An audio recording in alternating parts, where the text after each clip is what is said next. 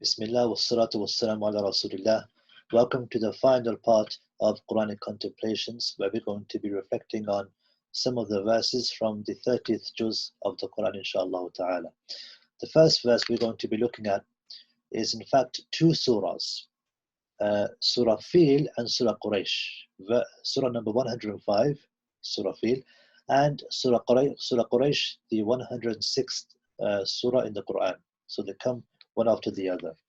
And Surah Fil is a surah we, inshallah, will be familiar with, because in this surah, Allah talks about the story of the people of the elephant and how they came to destroy the Kaaba, and Allah subhanahu wa ta'ala destroyed them. So Allah Azza wa Jal, He starts by saying, أَلَمْ تَرَ كَيْفَ فَعَلَ رَبُّكَ بِأَصْحَابِ الْفِيلِ. Have you not seen how your Lord dealt with the companions of the elephant? And He mentions what happened to them, how He sent birds, وَأَرْسَلَ عَلَيْهِمْ طَيْرًا أَبَابِيلَ, sent down birds carrying clay, and that clay was rained down upon the soldiers of this army of the elephants, and they died and they were destroyed because they intended to destroy the Kaaba. The very next surah, Allah subhanahu wa ta'ala talks about the Quraysh, and He says, لِإِيلَافِ قُرَيْشٍ, for the accustomed security of the Quraysh, إِيلَافِهِمْ رِحْلَةَ الشِّتَاءِ وَالصَّيْفِ, their accustomed security in the caravans of the winter and the summer. Now, of course, we know in the Arabic, in the Quran, that, from the beauty of the Arabic language is that Allah subhanahu wa ta'ala can, in a small amount of words, give us lots and lots of meaning, while at the same time, even separate surahs can also be connected. And this is actually something which the scholars would do in books, is they would actually look at the connection between surahs, the connection between different surahs of the Quran, especially surahs which came together. So why was this surah after this surah? Why did this surah come before this surah? And from the wisdoms of these two surahs coming together is it's almost as if in Surah Quraysh, when Allah says, for the ease of the Quraysh, لِإِيلَافِ Quraysh, and this is how He starts the surah, it's almost as if Allah subhanahu wa ta'ala is reminding the Quraysh of the blessings He gave them, not only of the caravans of the winter and summer that they could travel to Syria and to Yemen safely, but also that they were given this security as a result of Allah subhanahu wa ta'ala saving them from the companions of the elephant, which was mentioned in the previous surah. So Allah talks about how they were saved. Allah talks about how He dealt with the companions of the elephant in Surah Fil. Then He says, for the accustomed security of the Quraysh, meaning we did this for Quraysh. This was a blessing which we gave the Quraysh.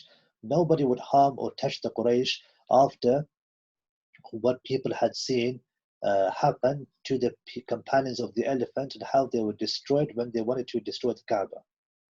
And so people had this respect for Quraysh. Quraysh had this honor and status after this incident, and Allah Azza wa Jal is mentioning it in the beginning of Surah Quraysh. For the ease of Quraysh, look at how we helped them by destroying the people of the elephant. So again, there's this connection between the two surahs. The first is talking about the blessings which Quraysh were given. The second, Surah Quraysh, Allah is telling them, look at what we gave you, from the blessings we gave you. And as a result of that blessing, you were able to travel safely in the summer and in the winter to Syria and to Yemen, and do trade with no one harming you, because you were from Quraysh, because you were from Mecca, because you were from the people of the Kaaba, and people were afraid of you, people had this awe of you, and they had this respect for you because of how the Kaaba was protected and saved by Allah subhanahu wa ta'ala. The second verse we're going to be looking at is the second verse of Surah Lahab. Allah subhanahu wa ta'ala, He says, تَبَّتْ يَدَا أَبِي لَهَبٍ وَتَبٍ, may Abu Lahab perish, may his hands perish. مَا أَغْنَى عَنْهُ مَالُهُ وَمَا كَسَبْ, his wealth will not benefit him or that which he gained. And the reason why I chose this verse is because of the nuances of some of the words in the Arabic language.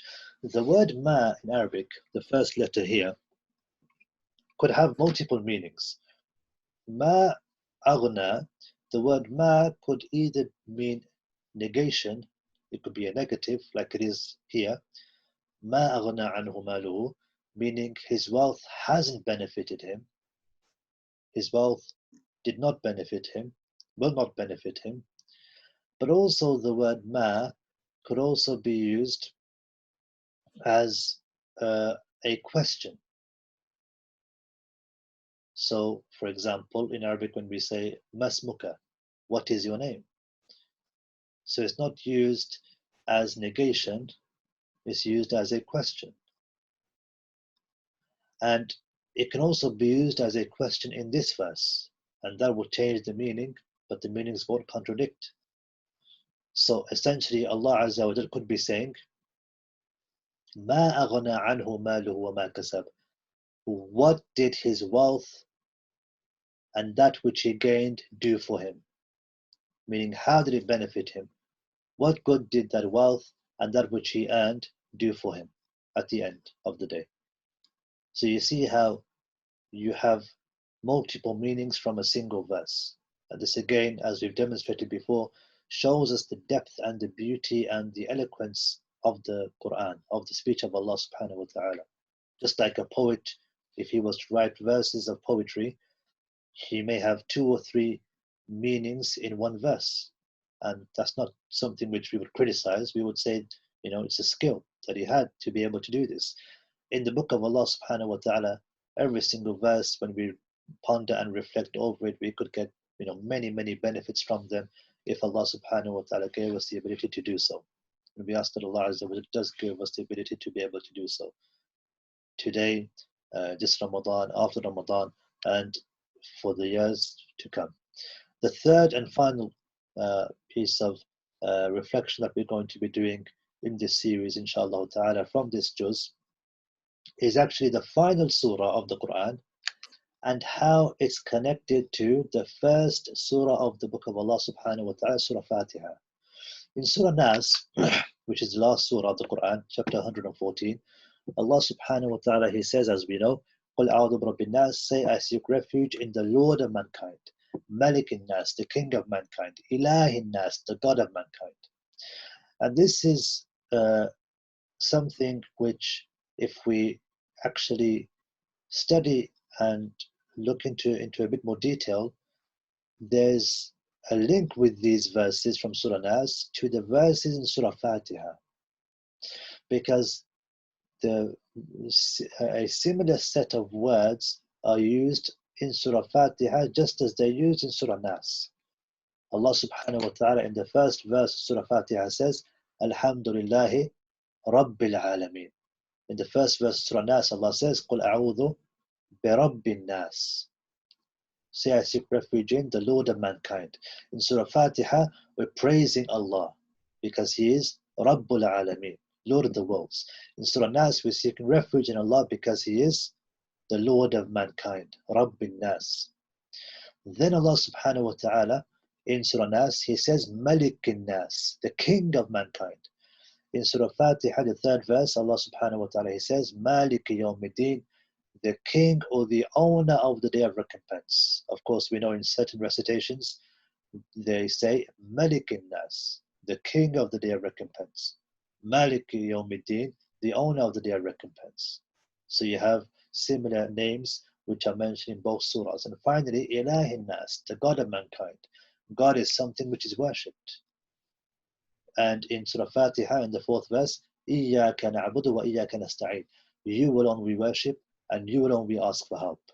And in Surah Nas, Ilahin Nas, the God of mankind, and a God is something which is worshipped, and Ilah is something which is worshipped. And so we now conclude with this series of lectures on Quranic contemplations from the book of Allah subhanahu wa ta'ala, looking at His verses at a deeper level so that we can gain some appreciation of the beauty, the eloquence, the miraculous nature of the speech of Allah subhanahu wa ta'ala. We ask Allah subhanahu wa ta'ala that He adds this on the scale of good deeds on the Day of Judgment, and that Allah subhanahu wa ta'ala has made this Ramadan the best Ramadan that we've ever experienced under these unique circumstances, and that Allah subhanahu wa ta'ala rewards us for our efforts, and that He purifies our intentions, and that inshallah we are better after the month of Ramadan, and we are more motivated after the month of Ramadan to please Him and to worship Him than we were before the month of Ramadan began, and that we are able to continue to whatever extent we can some of the good deeds that we were able to do in this month outside of the month of Ramadan. Jazakumullah khair. Wassalamu alaikum wa rahmatullahi wa barakatuh. Oh.